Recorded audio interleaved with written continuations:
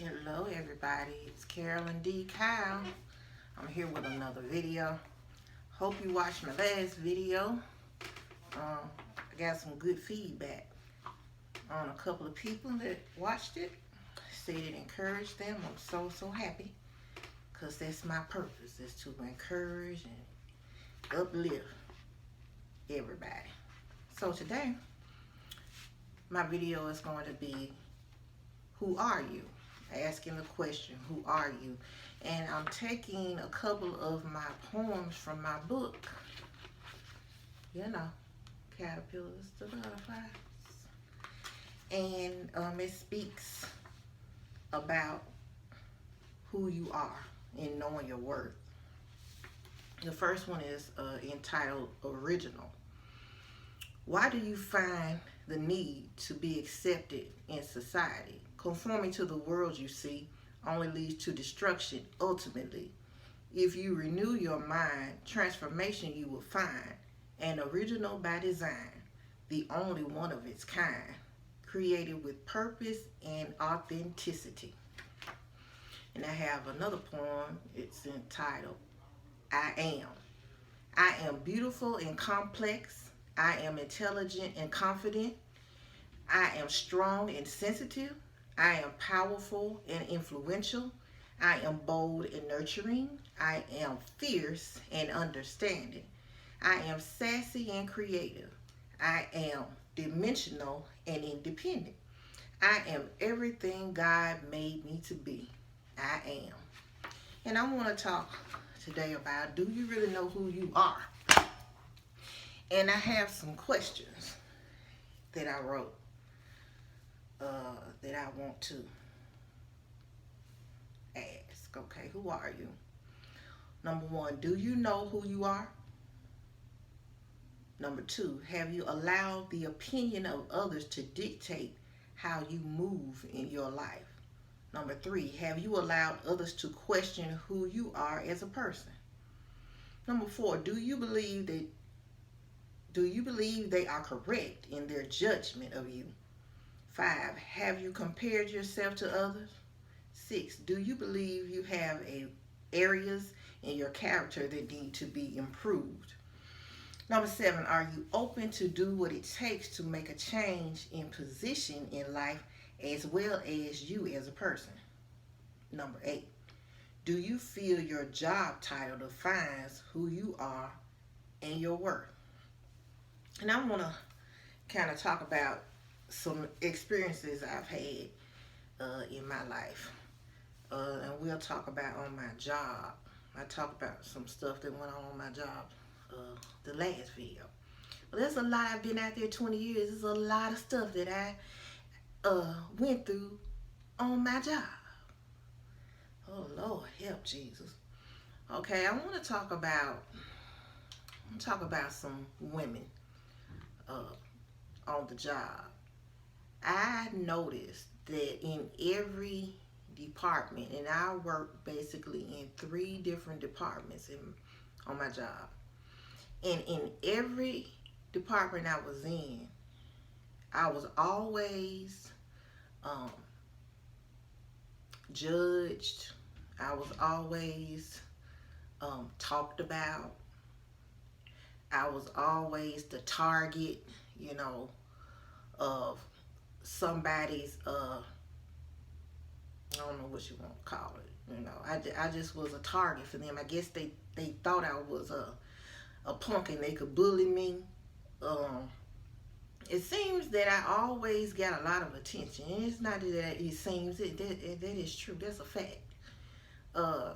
And it must be based on the way I look, the way I carry myself,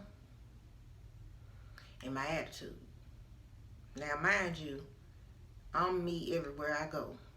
I pretty much don't change. And I'm not a person that hides who I am. I let my flaws show. Not saying that you go out and you act a fool and you be ignorant everywhere you go. That's not what I mean. But what I mean is, I'm not a fake or a phony. I pretty much am who I am. And I guess that can be intimidating to some people because I am not a follower. I do know how to sit up under authority, and I have no problems with that. I comply with rules. I do what I'm supposed to do. But for some people, that's a problem. If you're a person that doesn't follow the crowd and necessarily do what everybody else does, then you're an outcast of sorts. And I've had problems with females everywhere I went on my job. I even had females go as far as to change their hair, their makeup, their clothing, the things that they would do. I'm an outgoing person, and I've always been a person that did above my job title, and I did, extra things to make a difference on the job, to improve things. And some people who never ever even really wanted to, and if a question was put out before, is there anybody that wanted to volunteer, say, for some type of group, like I said, employee satisfaction team that I was on for years, nobody wanted to do it. If they asked anybody if they wanted to get in a class that teaches you how to teach in a classroom setting at work, to prep you for teaching a class. Nobody wanted to do it, but I did, and I volunteered, and it wasn't predicated on anybody else. It's something I wanted to do. But even though other people said they didn't want to do it, they had a problem because I did something. Well, when I look back at these people, most of the time when people have a problem with you, when you haven't even done anything to them, they have a problem with themselves, and obviously they don't know who they are. If you're a 40-something-year-old woman and you never really dressed up, I won't say dressed up, or gave too much thought about what you wore and your hairstyle or whatever, and all of a sudden I come around and you see me looking a certain type of way all the time, and people tend to give me attention, and then you decide you want to do it. Not because, I think I just want to do better. No, because you want to be in some type of competition. Number one, I don't compete. I don't have to compete to be me, because there's only one me, and I'm satisfied with me. But there's a lot of people who are not satisfied with who they are. And there's a lot of women who seek for attention. There's a difference in you carrying yourself a certain way because that's just who you are, than you going out of your way to do something different in order to get attention. That's sad, especially for grown women with children, grown children and grandchildren. Because you like some man that I'm cool with, and you want to get the attention off me and get it on yourself, so you do the most. Like a clown in the background saying, here I am, look at me. That's sad. I wouldn't want to see any woman doing that. You should be proud of who you are. If a man can't like you or be attracted to you for who you are and the way you are, then you don't need them. And it's really sad when women who have husbands in long-time boyfriend relationships, and they do the most to get attention from another man. Why are you doing all that? Number one thing about men like what they like. Men like to look, and certain men and a lot of men, it doesn't matter what they have, because what they have could be a Holly Berry. You know what I'm saying? She could be fine, smart, have money, beautiful, attentive to him, and he'll still go out and cheat. So what does it mean? Does it mean you looking a certain way is going to stop a man from doing something if that's what he wants to do anyway? Absolutely not. Because some of the most beautiful women with the best bodies have been cheated on. So it's not predicated about how you look. First of all, you shouldn't be worrying about trying to please a man that's not your husband. Okay? You shouldn't be worried about another woman and what she's doing or what she's wearing as it compares to you. Because God created all of us as individuals. He didn't create two. Even twins are not the same. They're two individual people with similarities. They are not the same. So I would hope that women, no matter what the age, I would hope that women would learn to embrace who they are. And if they don't know who they are and they're trying to find their way, the only way you really know who you are is through Jesus Christ. Some people say, oh, I can be arrogant, or, I'm acting funny. Well, perhaps to them I may be. That I'm not intentionally doing that. Now, I am an introvert and I am a loner. But in my giftings, I'm very bold. In the gifts that I have and the things that I know, I'm very bold and very comfortable in. But just in everyday, I'm not even my best friend. We've been best friends since I was 16. I'm 51 now, 35 years. When I first met her, the very first time I met her, I was in junior high school. Had just moved to the neighborhood. I was walking, I guess, to the store or something. And she was walking with somebody else. And she walked past and she was trying to hold a little conversation. She spoke, But because I was shy and I was an introvert, I was like, hi. And I kept moving. And I had to be like 13 then. Well, we eventually met again when I was 16, my first year at high school. We went to the same high school. Matter of fact, she lived across the street. And I didn't even know her because I'm a type of person, I mind my own business. I don't watch. Some people watch everybody's movement. They watch everything they do. They watch what they have on. They looking for something so they can talk about it. It's not me. You could walk past me and I look at you and still don't even know that's you. Because my mind is somewhere else. But when we met, I think it was in study hall again, and she introduced herself again, and I was like, oh, okay. And we talking, we've been best friends ever since. I was 16, I'm 51. Now that's a genuine person who is a people person, but we are alike in a lot of ways. I just think it's sad when people, there's nothing wrong with seeing something you like and you want to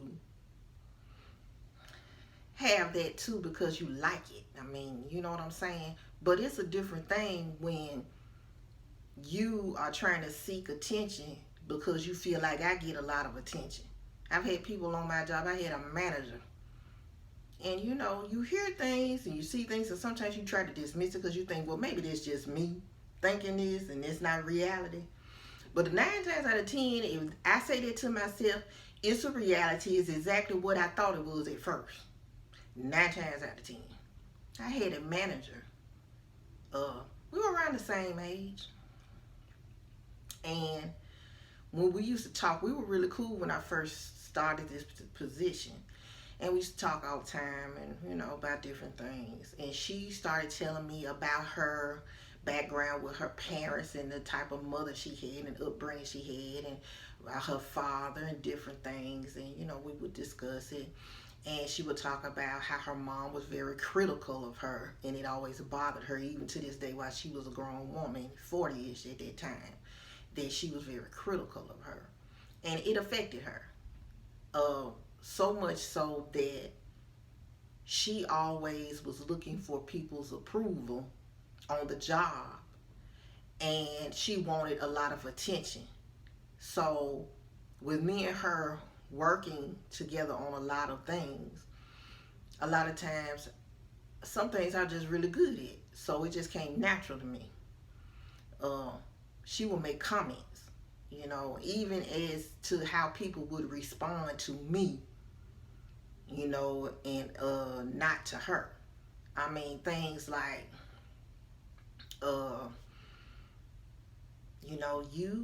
you said this in class or whatever, and everybody listened to you, but when I was talking, nobody listened to me. Or, she would say how people would compliment me on the way I dress. And mind you, I'm not dressing up in suits and 6-inch heels. I'm just wearing regular everyday clothes, just trying to look neat when I come to work. Okay? Nothing wrong with that. I like to look nice. It ain't got to be dusty sharp to just look nice. And she would always make a comment, either about how slim I was, or how I dressed, or how people reacted to me. It was always little comments. And those little comments added up, and they meant something. It meant that she was dealing with something within herself. And because of how people responded, or how the attention that I got, it made her feel more insecure. I think that's sad, because if you really know me, you know that I want to encourage everybody. Anybody that I've ever come in contact with and had some type of rapport with, I've always tried to be a positive person. That's just who I am. I was like that as a teenager. I was like that as a little girl. That's me. I want the best for people. But you can't want more for people than they want for themselves. And you need to watch out, because a lot of times the people that you are trying to build up and edify and help and encourage, they'll turn on you simply because, first of all, Satan is roaming the earth to seek who he may devour. And a lot of people are devourable. They can be devoured, and they have been devoured, and the devil is using them. And the very people that you've helped and you spoke a word to and you sown good seeds toward are the main people that will stab you in the back. So my thing is, you better be grounded. You better have a firm foundation. You need to know who you are. Know who you really are through Jesus Christ. What defines you is not a job title. Your education does not define you. What defines you really is your character, is who you are as a person. Because the outer shell, if something happened today and my face got burnt, if I thought I was cute, I would not be cute anymore. But what does that say anything about who I am? Who you are is who this is, not this. And yes, we all have insecurities. Lord knows I do. But as I always say, work with what you got. And don't, as a woman, do not worry about if a man rejects you or if he cheats on you and it makes you feel as if you're not good enough. Because that's not true. The majority of the time, men cheat because there's a lot out there that's available and they're greedy. Simple. It has nothing to do with you. You need to know who you are. When I was married, my first husband and I were married, the Lord told me to marry him. I loved him, but I didn't really want to marry him because I thought he had a lot of things that he needed to improve in that, I just didn't think that was a good fit. But the Lord told me he's the one. And so I rolled with it. With that being said, even though God will give you your mate, you still have to work on it. You are two individuals. You're not perfect, so there's some things you got to work on. And it's ultimately up to them if they want to line up. Because remember, if he places you with somebody, it's for purpose. It's for you and that person to come together in purpose. Okay? You two separate entities that are coming together to serve one God. So you need to know who you are as individuals. If something should happen to your mate tomorrow, you need to be strong in the Lord enough that you can push on and do what you need to do and trust God in all things. That's what it's all about. You need to be strong as an individual and come together as one. Two separate entities. But my thing is today is that I would hope and pray that you as a woman don't feel like what you look like, your skin, your hair, your eyes, make you who you are. It does not. That's surface stuff. It doesn't mean, I've seen some pretty beautiful people, but when you got to know them, they had the ugliest heart, and it made them ugly. It made them, when you look at them, you just see the ugliness of their heart. You understand what I'm saying? So, and I've even been mistreated because of, and I'm not a beauty queen. Let's get that straight. But as it relates to what they call colorism, and when I looked it up, it was talking about how dark-skinned people in a race are discriminated on. But I'm here to tell you, lighter-skinned people are discriminated on as well, if not even more, because I can speak for myself. People have stereotyped me and put me in a box simply because of what they thought I was about, or because of the way I look. And anytime you judge somebody that you don't know, I'm not saying, if somebody's done something to you, you can only go on how they've treated you. But if somebody hadn't done anything to you and you just don't like them because they look a certain way, or maybe they're good at certain things that you're not, or they're better at a thing than you got a problem. I've gone through hell on my job simply because I'm light-skinned, green eyes, tall, and how you know these people think that way, because every time they talk to you, that's what they're talking about. Their main focus is how your weight is, if you're slim, or how your grade of your hair, or what you wear. They're looking at your clothes and your shoes, and every day they have something to say. It's a difference, nothing wrong. I don't mind complimenting somebody that's looking nice. And I'm not a person that's gonna lie to you and you look a hot mess and I'm gonna tell you, yeah, they're good. No, I'm not gonna psych you out like that. If I'm your friend, I'm gonna be honest. It's a way to do that. Okay? But some people try to set you up. That's a whole other thing. But anyway. I've had people sit up and talk about the way I look and what I've got on and all of this, and you don't look your age, but every time they see me, they're watching me, and then they have a comment to make. Well, I've heard a lot of people sitting up on another row talking about me, talking loud enough so I can hear, and talking about me because they just feel like they want to come. Well, if I'm bothering you that much and I'm not doing anything to you, you have a problem. And I suggest you find out who you are. Okay, but if you really know me, and let's be clear, I don't bond with everybody. And there's a reason for that, because I've been mistreated and I've been done wrong and stabbed in the back by many people who I have helped. And I've befriended and I've encouraged. And they turned around because of their jealousy, stabbed me in the back. Several times, just about every job I've ever had. Nevertheless, because I know who I am, it doesn't change me. Now, do I question myself to say, am I doing anything that I need to change?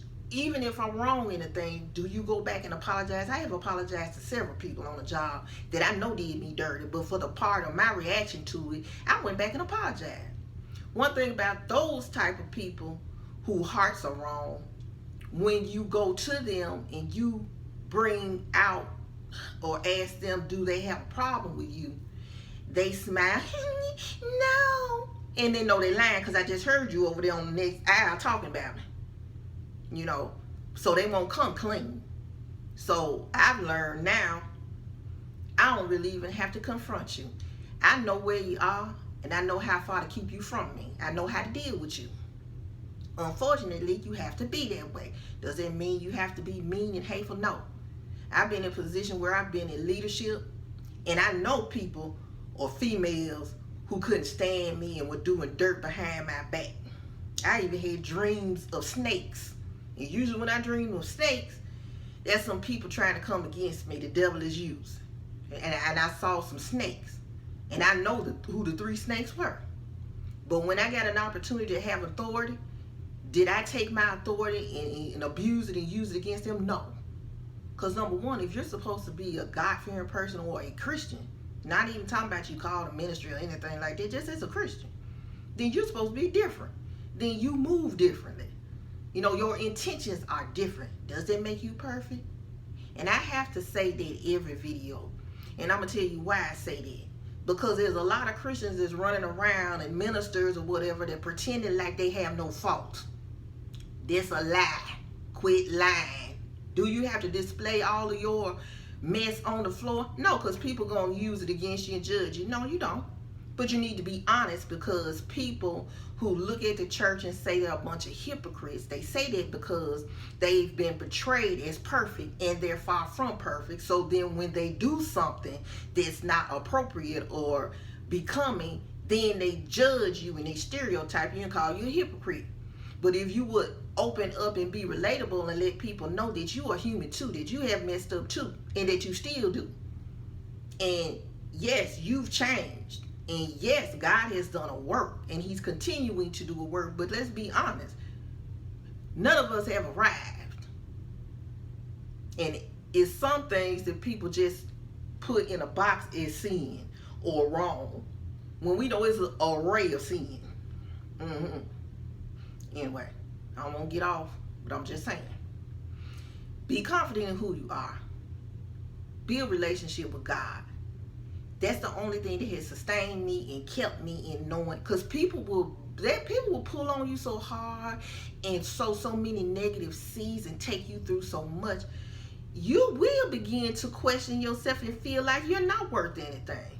You know, you'll begin to feel like you are who they say you are. You have to know who you are in Jesus Christ and who God made you to be, who he created you to be, what he put in you.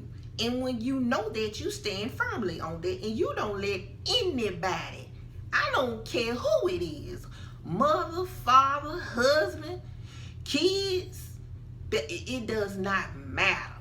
You don't let them change what you know God has given you and put in you for nothing. Because trust me, you will be tested. I mean, you will be tested in every area. But you got to stand firm. You got to know who you are. And the only way you'll know who you really are is through Jesus Christ. And I pray that every woman, no matter the race, the age, it doesn't matter, that she will learn who she is and not compare herself to another woman.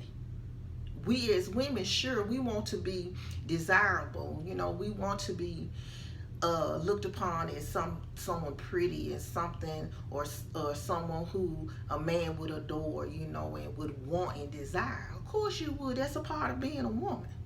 But that's not who you are. Because you can get played by the best of them. You can be the best you can be, and they will still go out here and get them another woman or two.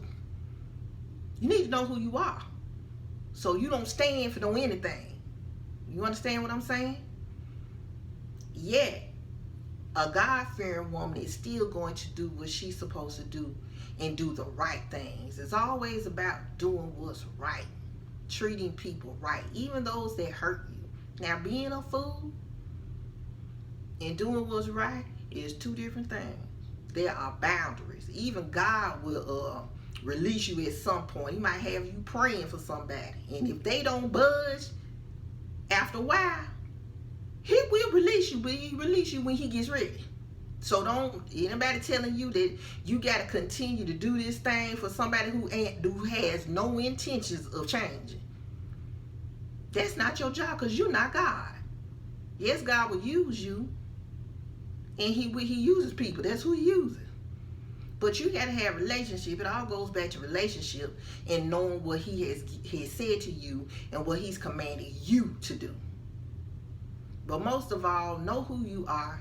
Don't let anybody change that. Know who God wants you to be and expects you to be. And I hope this video encourages you to be secure in who you are and finding who you are in Jesus. And it kind of took a turn, but ultimately that's what I want. I want everybody to know who they are through Jesus Christ. And I hope to see you on my next video.